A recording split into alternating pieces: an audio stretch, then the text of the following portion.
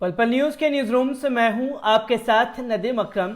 महाराष्ट्र में 90 के दशक की फिल्म चल रही है। वो इसलिए क्योंकि महाराष्ट्र के अमरावती, नांदेड़ और मालेगांव से जो तस्वीर सामने आई उसने हर किसी को हैरान किया, जिसमें भगवा ब्रिगेड को पूरा लांछन लगाने का मौका मिला कि देखिए भैया, जब देश में शांतिपूर्ण माहौल चल रहा था तो देश के मुसलमानों को, खासतौर पर महाराष्ट्र के मुसलमानों को सड़कों पर नहीं निकलना चाहिए था, और जब वो सड़कों पर निकले हैं तो हम भी निकलेंगे। और इसलिए उनके बंद के बाद जो है अगले दिन बंद का ऐलान किया गया, और जो पहले दिन हिंसा नहीं हुई, दूसरे दिन उपद्रव की इंतहा पार कर दी गई भारतीय जनता पार्टी के कार्यकर्ताओं द्वारा, बजरंग दल द्वारा और विश्व हिंदू परिषद द्वारा। अब जब पूरे अंजाम पर एक लड़ाई झगड़े, हिंदू मुस्लिम का माहौल महाराष्ट्र में बनाने की पूरी कसर जो है कोई छोड़ी नहीं गई विश्व हिंदू परिषद और भारतीय जनता पार्टी द्वारा, तो अब उसे अंजाम तक पहुंचाने का काम, मतलब इंटरवल की कहानी में दंगे हुए, अब इंटरवल की कहानी के बाद फिल्म का एंड भी होना बाकी है। और जब एंड नजदीक आ रहा है तो भारतीय जनता पार्टी के सारे जितने भी गुंडे प्रवृत्ति के नेता थे उनकी गिरफ्तारी धड़ल्ले से अब महाराष्ट्र में की जा रही है। और जब भारतीय जनता पार्टी के नेताओं की गिरफ्तारी हो रही है तो लोकतंत्र की दुहाई देने का काम गोदी मीडिया द्वारा और तमाम आला कमान नेताओं द्वारा किया जा रहा है, जो खुद लोकतंत्र की धज्जियां उड़ाने पर लगे हुए हैं। क्योंकि विश्व हिंदू परिषद द्वारा यह ऐलान किया गया कि रजा एकेडमी को बैन कर देना चाहिए, तो महाराष्ट्र सरकार खुल करके रजा एकेडमी के समर्थन में आई।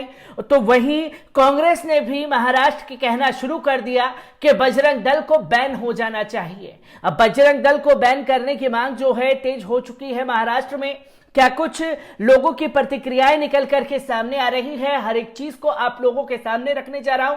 उससे पहले एक अपील, अगर ये वीडियो आप YouTube पर देख रहे हैं तो YouTube पर हमारे चैनल को सब्सक्राइब करना ना भूलिए, बेल आइकॉन दबाइए ताकि नए वीडियो की अपडेट आप लोगों के साथ साझा की जा सके। और यही वीडियो अगर फेसबुक, इंस्टा, ट्विटर पर देख रहे हैं तो इंस्टा, ट्विटर पर हमें फॉलो कीजिए और फेसबुक के पेज को लाइक करना ना भूलिएगा। अब बात की जाए कि महाराष्ट्र में क्या कुछ चल रहा है। आपको बता दें कि आरएसएस विहिप की महाराष्ट्र में हिंसा फैलाने की साजिश थी।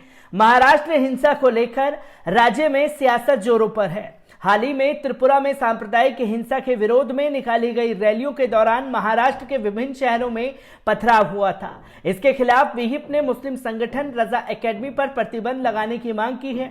विहिप ने महाराष्ट्र के विभिन्न जिलों में जबरदस्त प्रदर्शन किए। विहिप के लोगों ने इस मौके पर जम के तोड़फोड़ की घटना में अनेक वीडियो सोशल मीडिया पर वायरल कर दिए गए हैं। विहिप महासचिव मिलिंद परांडे ने महाराष्ट्र में नागपुर के धतौली इलाके में पार्टी कार्यालय में प्रेस कॉन्फ्रेंस के दौरान कहा कि विहिप दक्षिणपंथी निकाय दंगाइयों के खिलाफ विभिन्न पुलिस स्टेशनों में प्राथमिकी दर्ज करेगा। तो वहीं आपको बताता चलूं कि आगे इस बारे में कहा गया कि अगर पुलिस अपराध दर्ज करने में विफल रहती है तो विहिप कार्रवाई करेगी। उन्होंने कहा कि विहिप नेताओं का एक प्रतिनिधि मंडल इस संबंध में महाराष्ट्र के राज्यपाल भगत सिंह कोश्यारी से मुलाकात करेगा। मिलिंद परांडे ने कहा कि महाराष्ट्र सरकार शुक्रवार को पथराव की घटनाओं के दौरान सार्वजनिक और निजी संपत्ति के हुए नुकसान की भरपाई दंगाइयों से करे।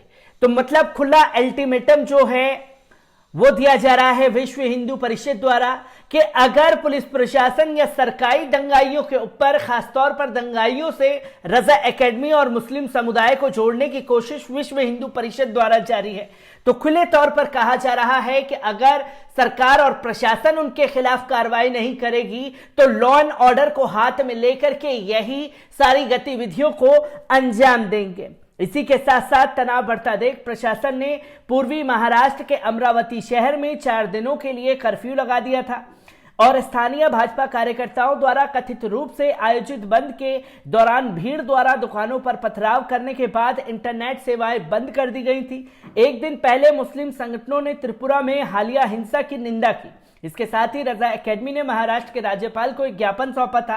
त्रिपुरा में हिंसा से प्रभावित लोगों को मुआवजा दिया जाना चाहिए और जो मस्जिदें क्षतिग्रस्त हुई हैं उनका पुनर्निर्माण किया जाना चाहिए, ये मांग थी। तो वहीं आपको बता दें कि जब राज्य में सियासत तेज हो गई है, विश्व हिंदू परिषद द्वारा तमाम आरोप लगाए जा रहे हैं प्रेस कॉन्फ्रेंस करके कि बैन कर देना चाहिए रजा एकेडमी को, तो यह भी मांग की जा रही है विश्व हिंदू परिषद द्वारा कि यहां लोगों द्वारा जो है बैन करने की मांग रजा एकेडमी को है। पर वहीं कांग्रेस भी खुल करके रजा एकेडमी के समर्थन में उतरी है। तो इस बीच कांग्रेस के राष्ट्रीय महासचिव तारिक अनवर ने रजा एकेडमी के साथ बजरंग दल और विहिप पर प्रतिबंध लगाने की मांग की है। उन्होंने कहा कि भाजपा चुनावों से पहले हिंदुओं और मुसलमानों के बीच मुद्दे पैदा करना शुरू कर देती है और ये घटनाएं अगले साल उत्तर प्रदेश चुनाव के मद्देनजर हो रही हैं।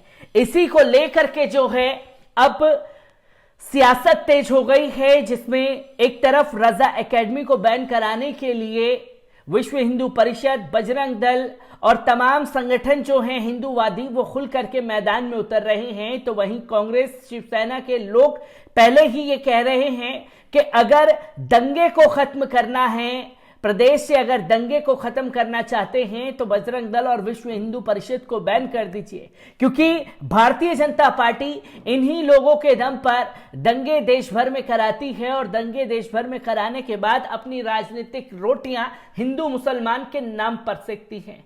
क्योंकि संजय रावत, नवाब मलिक और उद्धव ठाकरे पहले ही इस बारे में कह चुके हैं कि अमरावती के जो भी दोषी हैं उन्हें बख्शा नहीं जाएगा। और संजय रावत और नवाब मलिक पहले ही ये कह रहे थे कि भारतीय जनता पार्टी जो है महाराष्ट्र की सरकार को गिराने के लिए तमाम पैंतरेबाजी कर रही है।